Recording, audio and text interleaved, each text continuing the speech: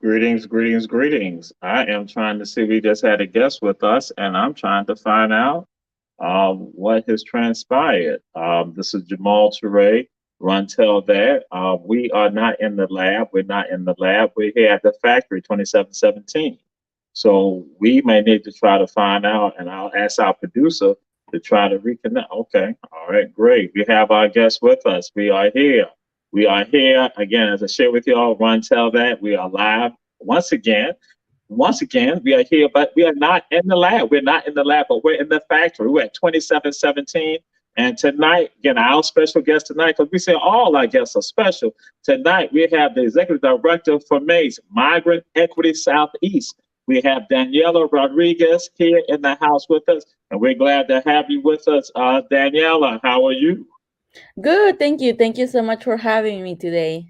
Yes, indeed. Yes, indeed. And she's from Brunswick, Georgia. She's from Glenn County. And of course, everyone know Rontel that all the audience, we said y'all share, share, share. You know we're gonna get into it because I already asked her a question about her high school. And of course, she's gonna get the answer right at the very end. So now we're gonna say this to Daniela Rodriguez. Who are you?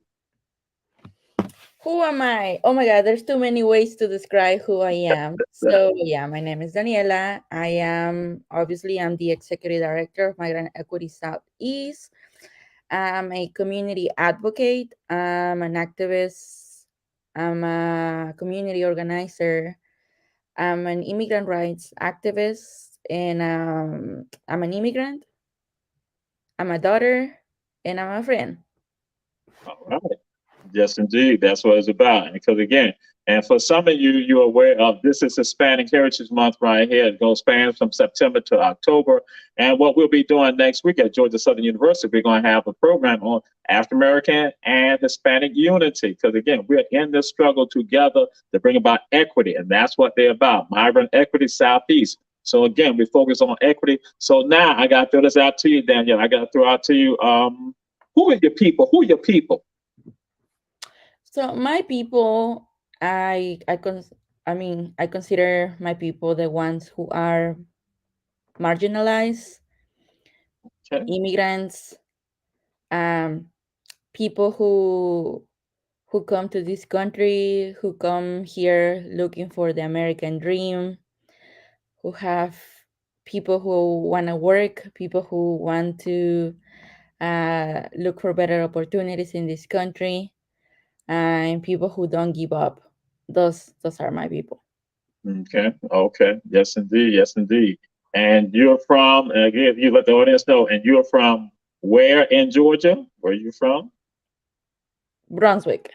Brunswick, Glenn County, right? I want people to understand because we got some people in Brunswick who are checking out the show, so I want them to understand. They say that's my homegirl, that's my sister right there. So again, we want them to connect. And why we say that because my next question to you is, who inspires you or who inspired you? It could be one person, it could be several people, and we want you to put it out there. People let people know who inspires you or what inspired you. So there's definitely too many people that inspire me. I will say I love people that have done the kind of work that I do, who have done it like before me. I look, I love people who go through hardships, but like that doesn't determine that they give up, that they continue following their dreams. I love, I'm inspired by people who speak up the truth even when it's hard to do so. Like those are the people that inspire me. Okay. All right. And so now we come to something a little bit even more personal. What song or songs give you inspiration? A song that when you hear the song, it like, whoo, it gives you a feeling, a sensation of joy, inspiration, and empowerment. So it could be one song or many songs. So what song give you that? Oh, Oh my god, this is like a question. I don't usually get asked this question. that's right. That I was know. we're a different show. That's right. Yeah, no, I wasn't prepared for this question. Let me think. Okay. Mm, I really like this song that is called, I think it's called I Believe by Cher. Okay. Yeah, Okay. I really like it. I mean, this was like definitely like before my time, but I grew up listening to it since I was in Mexico. It's like a song that it just and I remember like listening to it when I couldn't speak English and I just like the rhythm. And then now that I speak English, I love it more because I'm able to understand the lyrics, and I don't know, I like the message of empowerment that it has.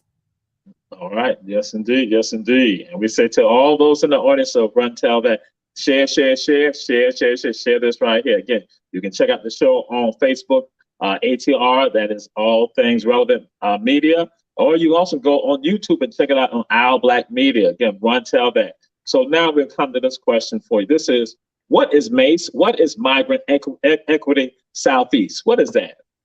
So Migrant Equity Southeast, it's a 501c3, a nonprofit that advocates for the rights of immigrants and refugees. We make sure that we advocate and that we uplift the voices of immigrants. We believe that immigrants have a voice. We just want them to find it. It is our goal to empower them, uh, and it is also our goal to make sure that immigrants here in the south, in many counties, like Chatham County, Glynn County, uh, that they feel empowered, that they feel welcome, that they don't forget that regardless of their immigration status, that they're humans and that they deserve to be treated with dignity and respect. So through the work that we do, we make sure to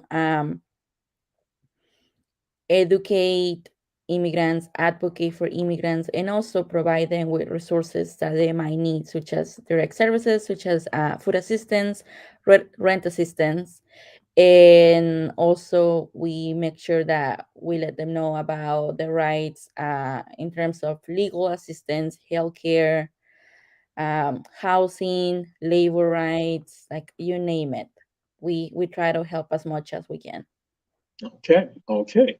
And why do you think it? Why was it necessary to create Mace? Why was it necessary to create it? Right. It was necessary to create it because we see that the Hispanic community here in Chatham County is growing so much. Um, Oftentimes, and like even me as a child of immigrants, I know that a lot of the resources seem to be in the bigger cities, such as Atlanta. Um, yeah, most of the services and resources for immigrants, especially for Hispanics, it's in Atlanta. And I know that oftentimes members of the community, like they have to travel for so many hours in order to have access to these resources.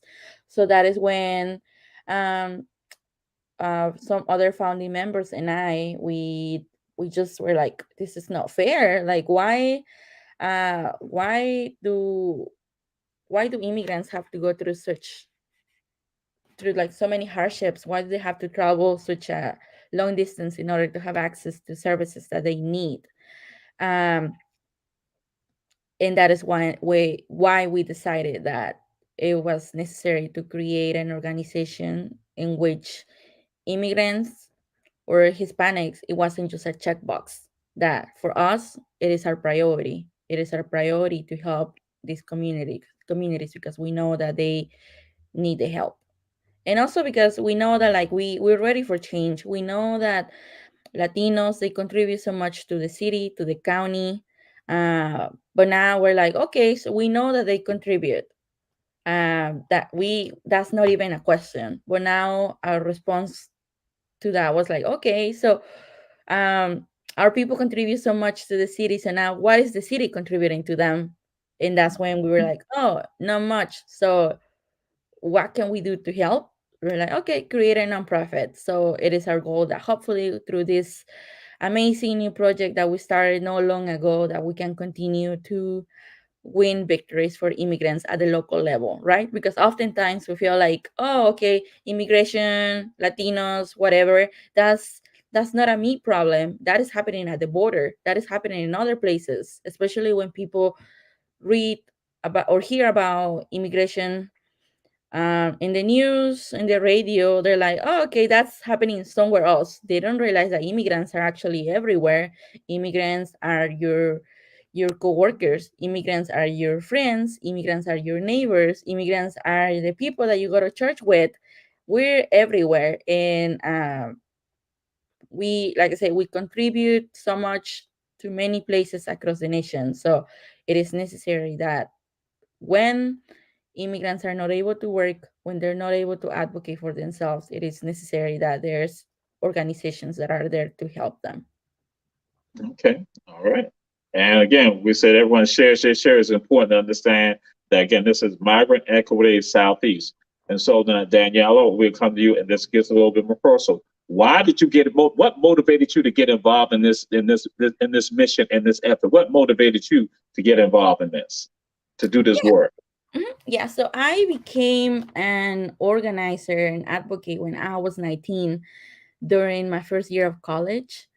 And the reason why is because, so in the state of Georgia, there is actually education segregation. There is education segregation for Mhm. undocumented students who want access to higher education. So in the state of Georgia. So what I'm saying is that if so there's two different laws. One of them doesn't allow undocumented students to pay in-state tuition. It doesn't matter if they pay Georgia taxes. It doesn't matter if they grew up in Georgia, if they went to high school in Georgia.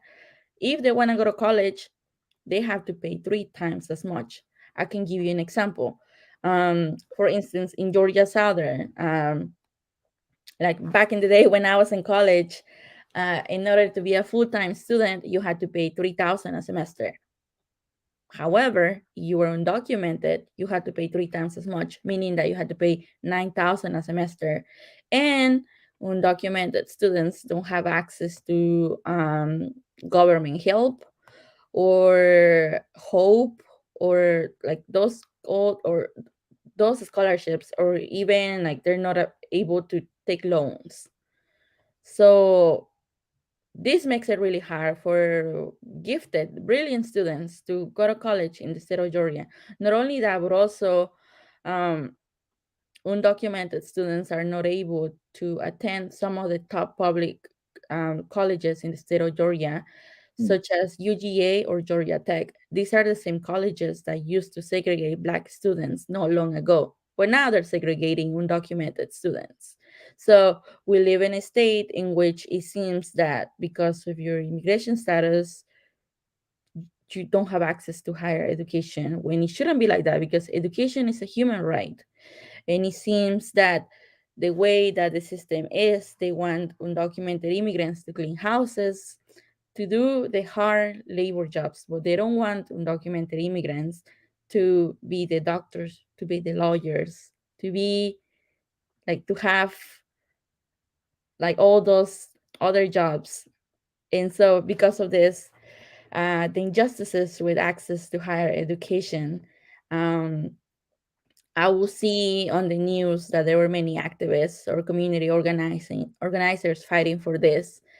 And me also as an undocumented immigrant, I decided like I love it that other people are fighting for me, but I don't just want to sit down. I actually want to do something too. I was Mhm. angry at the system, Mhm. And so that's why I decided to become an activist, because the injustices that were happening and that continue to happen in the state of Georgia affected me. And now I'm gonna share with you. That's why one of the reasons why when I was asking you about where you're from, I want you to throw that out there and say you're from Brunswick. So some people looking at the show right now, they live right here. They live right here in coastal Georgia, and they too see inequities. They do see injustices, and just like you said, you did not want to just sit down. You want to stand up and do something about it. So that's Right, why I want people to understand that here goes someone who lives right here in coastal Georgia.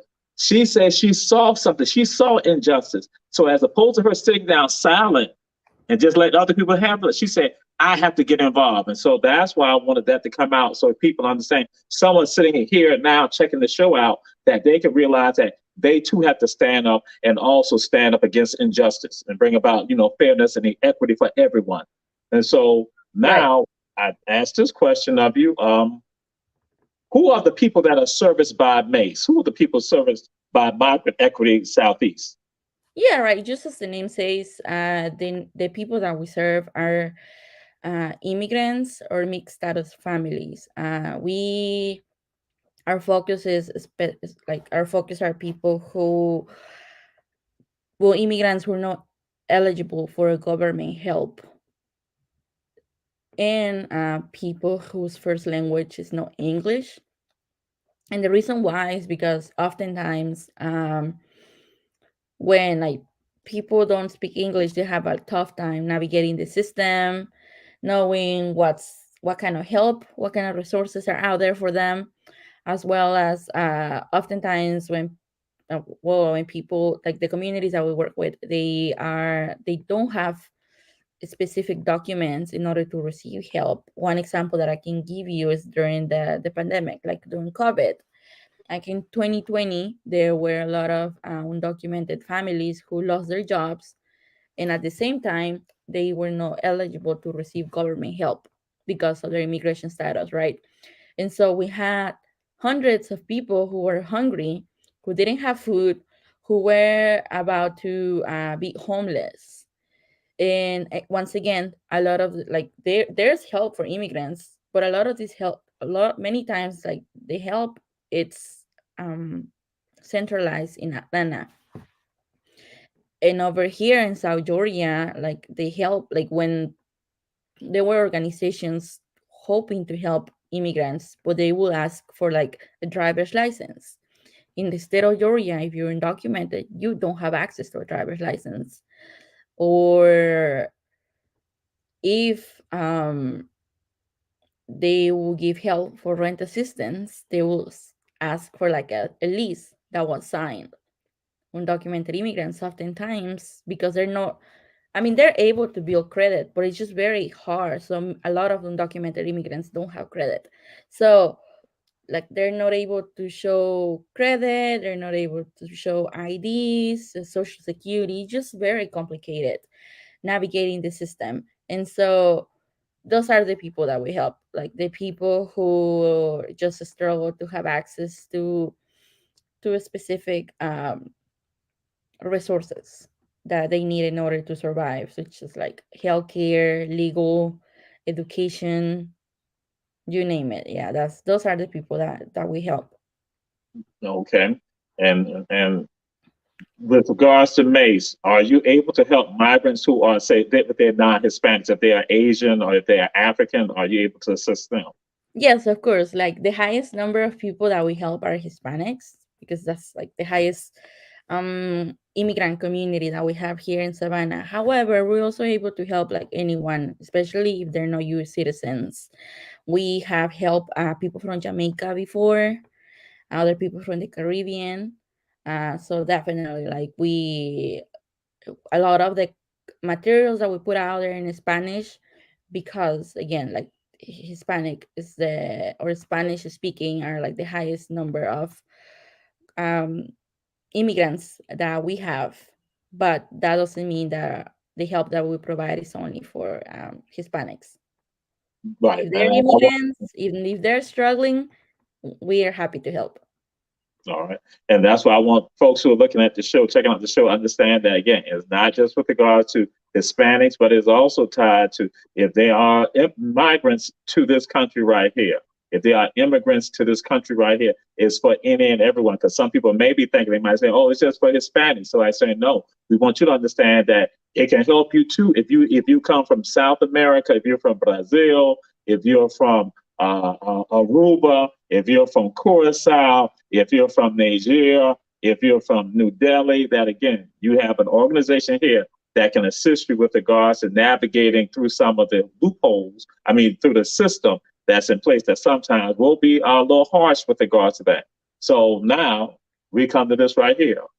What do you feel are our obligations, or what are our obligations to our brothers and our sisters? What are our obligations to one another? What's your thoughts on that? Obligations as far as like for immigrants, for Hispanics.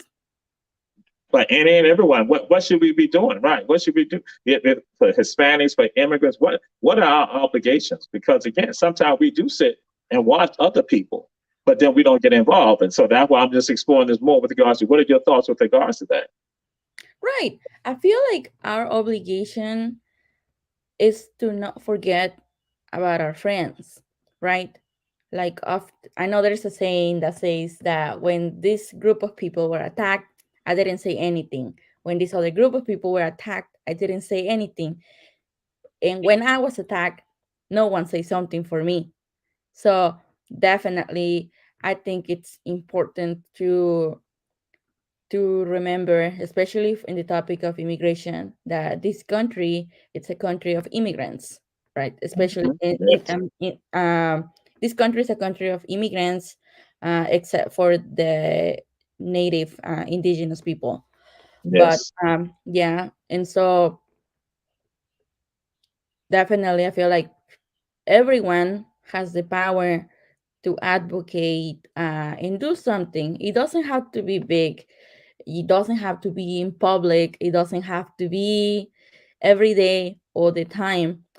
But you can always stand up for doing what is right, right? Like one example that I can give is we know that there's many people in our families who can be anti-immigrant, who can be racist, who can be not accepting of the other, as people like to call it. mhm, But there's always like family gatherings like Thanksgiving, Christmas. Those are your, I'm not saying ruin the family gathering. I'm saying like do what is right. Speak up for immigrants, speak up for speak up against injustices. Definitely. I do feel like all of us have the power to do something no matter how small it is. It takes all of us to create a better society, to create a better world. yes, absolutely, absolutely. And what does empowerment mean to you? What does empowerment mean to you? When you hear And empowerment, what does that mean to you? right, empowerment means like not just surviving. Like Mm, mm, empowerment means thinking that there's something better out there, that we deserve something better. Empowerment means that like that at least for me, like that regardless of my immigration status, that I'm still a human, that I still have a voice, and that the laws don't define me, that I know who I am and I have the power to change something. Not only that, but I have the power to bring others to the cause. I mm, have the power to mobilize people. mm, mm, Yeah, that's what feels as mm, empowerment.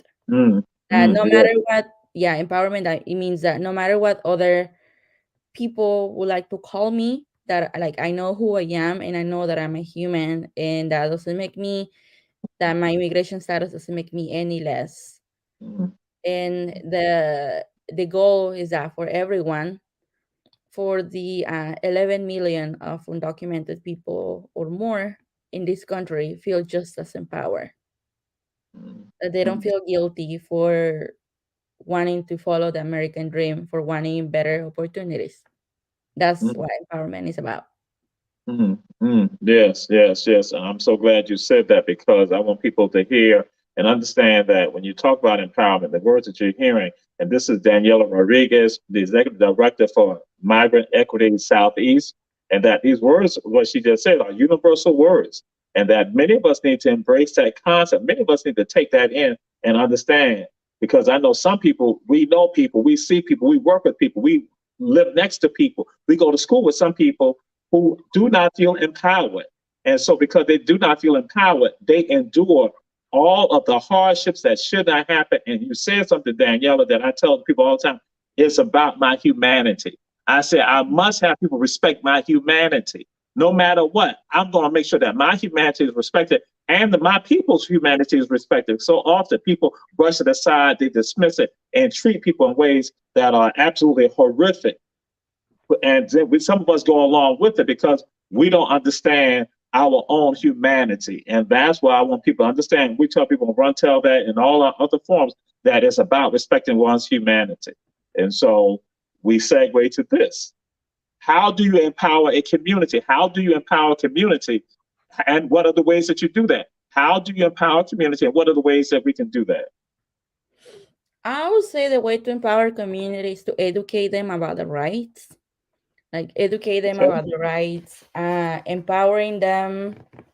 Like knowledge is power. I strongly believe that knowledge is power. And so when we share knowledge, we empower communities.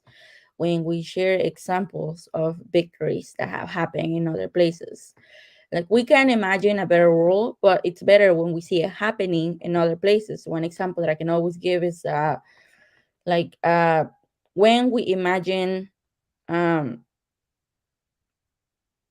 when we imagine like a community that is more immigrant friendly. Oftentimes when you live in a community that is not immigrant friendly, you normalize it. You think, okay, this is it, that's how it is. I guess this is what we deserve. Like, no, like you have to believe that better things are possible. You have to believe that, sure, maybe one voice is not enough, but us as people, we have collective power. And us as people with collective power, we know that there's entities that are scared of that. That Mhm, they're scared mhm, mhm, the power of the people. Um, mhm, and I always like to talk about victories that happen in other places, such as let's say, sure, like as I mentioned before, sure, maybe we lived in a place that is not as immigrant friendly, but that doesn't mean that that's how it should be. Look at other states, look at other counties, look at other other states, other counties where people have organized, where people have been outspoken and they have been successful in like getting what they want. So it is possible. It's just a matter of speaking up, having collective power, and always doing your part. Like, sure, maybe you don't want to speak in public, but you can do the social media. You can be the volunteer organizer. There's something always that you can do in order to empower your community. Yes, absolutely, absolutely. Yeah, and powerful words, also powerful words coming from you. And that I think somebody, well, I should say, some of you sitting at home right now checking out the show or at work checking out the show, you need to heed the words that are being said by Daniela Rodriguez. You need to heed those words. You need to listen to those words and not infuse that into your life because that is something again that we tend to promote on this platform right here, saying that you have the power to make the change. And you can do it in various ways, whatever. Just like you said, if you don't want to speak publicly, you don't be out there, then you can use social media or you can do a letter writing campaign. You can email campaign. You can email, you can voice, you can put it out, you can let it be known, or then share the word with other people. It's just that simple with regards to bringing about change. And when Danielle, when you said that there are entities, there are forces out there who don't want to see us to be unified. They don't want to see the people come together. And that's one of the great things that we're about trying to empower the people so they understand they can make a change and that they determine what will happen in this society. So yes, man, we are right there with you 100% understand because that is a common objective for many of us who are seeking justice and equality and equity. So now we come to what are some of the programs and the projects and efforts of MACE? What are some of the projects that you'll have and the programs that you'll have? And let the public know about it. Yeah, for sure. Yes. So for the programs that we have, um, we, as I mentioned, we started during COVID, so that has kind of like slowed down a little bit, but we still continue with direct services. So we do food assistance, we do rent assistance, we have diapers, like we have an office in which we have like a small area in which we have baby clothes, we have diapers, we have food, those just direct services. We also have a healthcare program in which we make sure that we educate community members about their rights, like even if they're not U.S. citizen, they have the right to receive access to healthcare even if they don't have like health insurance, like they need to know the rights. We have a program in which we educate people about their housing rights. We Okay. have, yeah, so such as like it if they like, so they know that regardless of their immigration status, if they have a house, they need to know the rights. If they're renting, they need to know the rights. Mm-hmm. Oftentimes, there's landlords who like to take advantage of the community. They like to scare them, but this is what we do, so we can again empower the people, let them know the rights. Yeah. Uh, with going back, one thing that I forgot to mention was that during through our healthcare program, we have been able to host to organize 40 vaccine events, COVID vaccine events, Yeah. and we were able to provide vaccines for a little bit more than 1,000 people from our community. A Okay. little more than 1,000. And during every vaccine event that we had, we always had someone who spoke Spanish. And we had so many conversations with the community.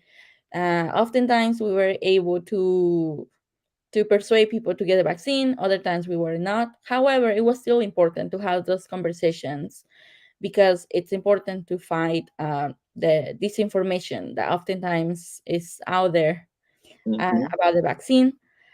So yeah, so healthcare, housing rights, labor rights, advocacy. We like to we one thing that we do through our advocacy program is that we try to win victories for immigrants, or we try to advocate against laws that are anti-immigrant. Um, we do this at the local level, the state level, and the federal level, uh, because there's so many so many laws that try to attack immigrants from different levels. So that is what we do with our advocacy program. We do civic engagement for Mm-hmm. Latinos. We like to make sure that eligible Latino voters are engaged, that they exercise the right to vote, Yes. they know like the important dates, that they know where to register to vote, that they know where to go out and vote, that they know the importance of voting. Um, Not only for like presidential elections, but especially for like municipal elections, because we know that oftentimes those are very important and not many Latinos participate on that. So it is our goal to go out there to do canvassing, phone banking, text banking, events, Mm-hmm. you name it, in order to make sure that Latinos exercise the rights to vote. And another program that we have is that we help. Oh, we have an education program. Right now, we see that the Chatham County, the public schools, they don't have a lot of funding for ESOL students, so students who are learning English. Mm-hmm. Oftentimes, we hear from Hispanic parents that they try to go to the schools and that they're not able to communicate with anyone because oftentimes they don't have enough staff who speak Spanish. So they feel lost when they try to talk to teachers, when they try to ask for transportation, for like a school bus transportation for their children. There's many things that are not okay right now, but obviously we believe that it can be better. we believe that we can win victories for immigrant communities. And so through our program, we make sure to empower parents. We make sure to let them know that, like, listen, like if your kid is going to school, you have the right to know what is happening with education of your child, because we believe that when parents, or like when mom or dad, when they're involved in the education of their children, children have a higher chance of being successful in school. And so Mhm. we that is what we do with our education program. We like to educate parents about all the benefits that an American school system can offer, such as like know the difference between a regular class versus a gifted class, a, Mhm. know what is dual enrollment, know that your child doesn't have to go to like a regular college. They can go to a technical college and they Mhm. will still do well. Know the benefits of after school activities. Like all of these things, we like to educate parents so they know, right? Mhm. Uh, and yeah, those are like the programs that we have to help the community. And I say excellent because again, some of the people who are listening and checking out the show right now, you're listening to her. You're listening to again Daniela Rodriguez, executive director for MACE. That you're listening to her. You're saying, wait a minute, that applies to us too. That's why we have her on here for you all to understand that we're all in this together. That the same concern you say about parents not feeling like they have a voice within the school, that people are listening to them, and that they sometimes are intimidated by what's going on regarding the child inside that school. Again, that is something that is common to all of us. So I want you all out there to run tell that family. We want you all to share, share, share, because this right here is relevant to all of us. It's not just one segment of us. And some of you talk about this and think that it's just us. And that's why I tell people this stuff is universal with regard to people who are oppressed. And that's why oftentimes we talk about we isolate in our own little niche, our own little circle. But I'm saying it's much larger. And that's why we want to make this show make sure people understand it is broad based. And so, absolutely. And so, how can people support MACE? How can people support Migrant Equity Southeast? People can support Migrant Equity Southeast by volunteering. They can go to our website at migrantequity.org, and there's a place where they can fill out a form. If they're interested in volunteering, they can fill it out, and then we'll get in touch with them. Um, they can support by donating. Obviously, like through our programs, we are always looking for funding in order to do more and be Yeah. able to help more people. They can also donate by going to our website at migrantequity.org. I strongly suggest that people follow our social medias. We have Facebook, we have Instagram, and we have TikTok now, to connect with the youth. Yeah. Mm-hmm. And so, yeah, definitely. Oftentimes we send out like petitions about something that is happening, such as like right now, there is an ICE detention center that wants to expand, and we're trying to fight that. So sometimes we go out there. It's happening in Folkestone, Georgia, Well, where yes. where the ICE detention center wants to expand. If it were Mm-hmm. to expand, it will become one of the biggest ICE detention centers in the nation here in Georgia, South Georgia. Um, and so we're always looking for people who just want to connect, who want to do something. Again, we have many different programs, and they able to join us in with like many different programs, and we have many different opportunities. But definitely, like volunteering, donating, when we share something like when we put something out in social media, like you can share. For example, not long ago we were trying to collect shirts, hats, and many different items for immigrant farm workers, for Vidalia and Tifton, who Mm-hmm. suffer because when, like, we know the summer was hot. It was really hot outside, and there's many immigrant farm workers who work outside, and they're exposed to the heat, and they're exposed to the chemicals, and this is bad for them. So we were collecting items that will make life a little bit easier for them. And so we had three different businesses who offer their space for us to have a donation box there.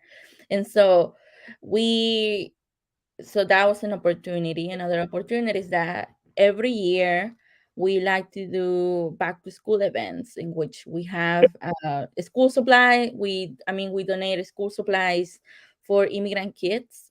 And so if people want to donate to that, like they don't have to give a monetary donation. They can always just like go, like if they check our social media, they will see some other places where they can drop off the items that they have, or if they need one of us to go pick it up, we can also do that. What else? Every year during Christmas, we like to do like an immigrant toy distribution for kids, for immigrant kids. Mm-hmm. The first year that we did it, we gave out, I want to say like 25 to 30 toys for children. But last year, we were able to distribute 200 toys for Okay. immigrant children. Yeah. So it is our goal that this year, hopefully, we do 200 or more. And so we're always looking for like donations, like people want to donate. Again, if they want to donate the item, or if they want to donate a monetary donation and they want us to buy it, we can also do that. So just get in touch with us. They can also reach out to us, like again, in our social media, in our website, or they can also reach out to us in our email, migrantequitysoutheast@gmail.com. And so, yeah, there's many ways that people can advocate, but the most important way in which people can help us is by advocating for immigrants every day. Okay. Mhm. All right. Now, I'll throw this out there to you. What are the challenges that you see us facing right now, and how can we achieve victory? What are some of the challenges that you see us facing right now, and how can we achieve victory? So the challenges right now is definitely, we see that in the US there's many, like there's a lot of hate. There's a lot of people who are racist, and we don't want that. We don't want we want people to feel accepted. I know that there's people who say, "Well, I can accept you if you come the right way." Mm, But they don't mm, even know. mm, I'm just like, mm, when you go to church, is that mm. what God tells you? That Okay. you should not accept everyone, you should only accept the people who come the right way. Mm, Like mm, like see yourself in mm, the mirror and mm, reflect mm, how mm, that is not mm, a language mm, of welcoming. mm. Uh, Okay. right. So we want to change that. We believe that people can be more accepting. We believe that we can achieve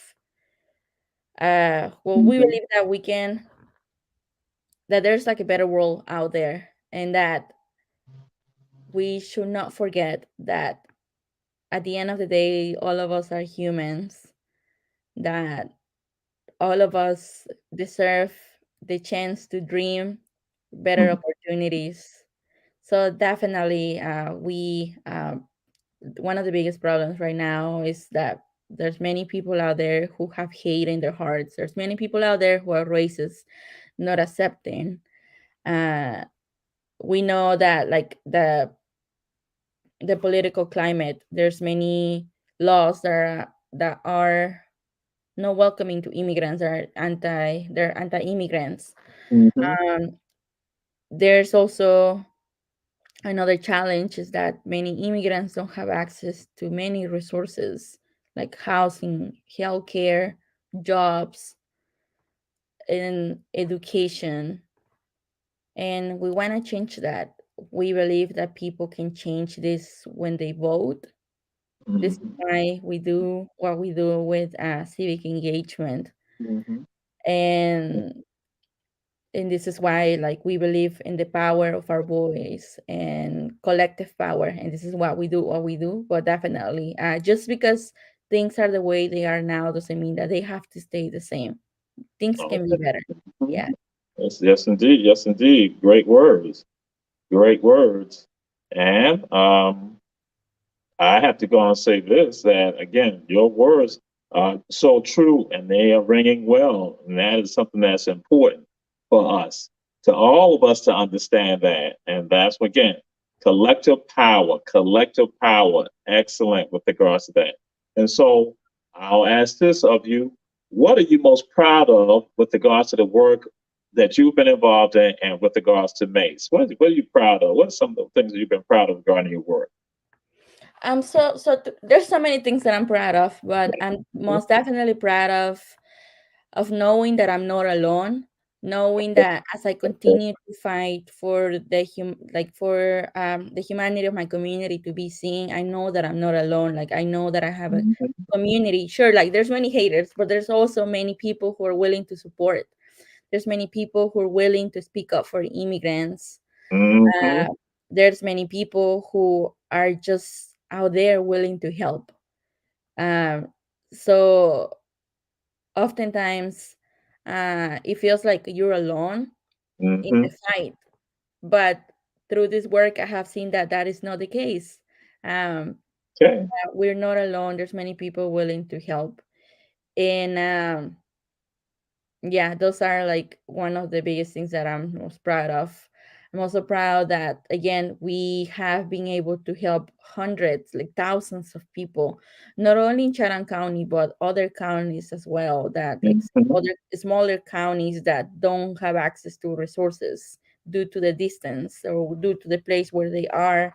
We have been able to empower them. We have been able to help them in in healthcare, legal help, education help. Like we have been able to really impact the lives of immigrants, and that is amazing to know that we're helping immigrants and to know that we are not alone because we have a community that we can always count on.